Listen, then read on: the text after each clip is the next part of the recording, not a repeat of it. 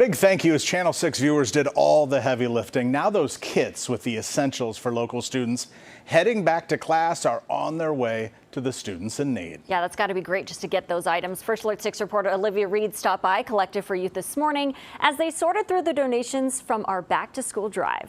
There's no worse feeling than a child walking into their first day of school without a backpack, without supplies, without something to contribute to making sure that they're successful for the year. Thanks to the generosity of the community, Collective for Youth is helping students walk into class confident and equipped. I feel like it gears towards the program's mission, and it also provides just more of a successful feeling when you can provide the things that the students need when they need it in after school hours. Volunteers sorted more than 6,000 items in donations this morning with the help of their staff and community partners. Yeah, it's just so amazing to see the community come together to support children.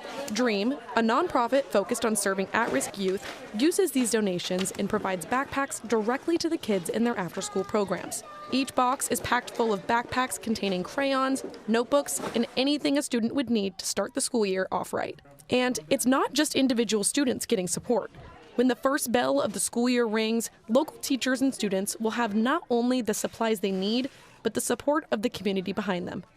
In Omaha, I'm Olivia Reed, First Alert 6.